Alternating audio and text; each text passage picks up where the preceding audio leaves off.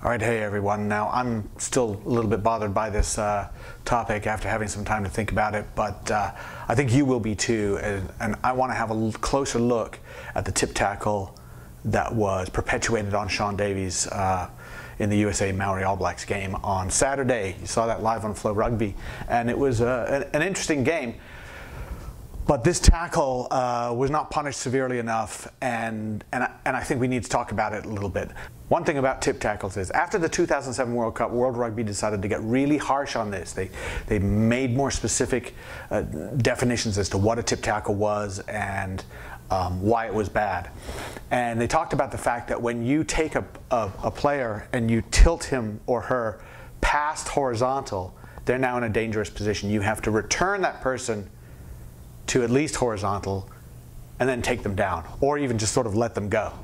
But what you can't do is turn them up like this and drop them. And what you can't do is turn them up like this and drive them into the ground. Now, driving them into the ground is worse. There is harsh gradation. So you can be yellow carded for a tip tackle. You can be red carded for a tip tackle. This is what I'm talking about here, is that let's have a look at the tackle on Davies by Pari Pari Parkinson and see why I think it should have been a red. It's been heated by the Maori All Blacks. They're a little bit more careful around the ruck. Oh, and there's going to be trouble right there. That was unnecessary. Pari Pari Parkinson, dump tackle on Shaun Davies. Tackle to see that happen, and we'll see it right here. You know, the biggest guy in the pitch. Oh man, that is red all the way, every day. Right down on his head. We have seen multi-week suspensions for tackles like that, and it was so unnecessary. There was no holding up. Now you see immediately Brian Vizard on the commentary says straight red. He's absolutely right.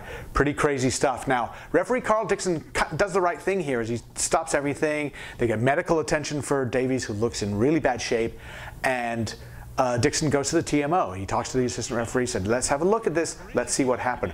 But my problem is with what he's looking for. To what the referee clearly lifted and thrown on the ground, so you check landing, yes, and then sanction. Yes. Okay.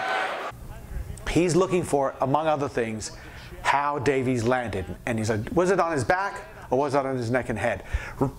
World Rugby doesn't say anything about that. World Rugby doesn't say, well, if you do a tip tackle and the guy's upside down and you drive him down, that if he sort of lands on his back, well, that's not so bad.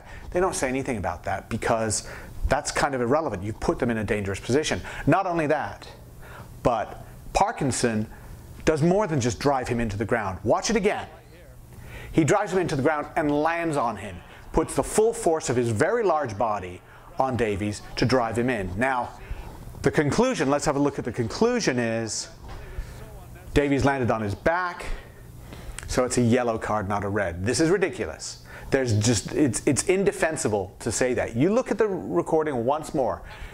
Davies lands on sort of his upper back and his neck, and his head slams into the ground.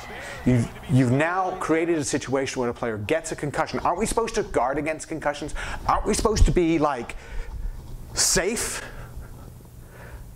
But instead he starts saying, well, he just got a suggestion of his back on the ground first, so no red card. This is about as dangerous a tackle as you can make. Davies could have been paralyzed. He's certainly severely injured, badly concussed, and he's in danger of all of that. Parkinson should have gotten a red card, for sure. He should get a multi-week suspension right now, that's for sure. But it also reflects poorly on World Rugby when you see these kinds of things happen and the referee doesn't police it.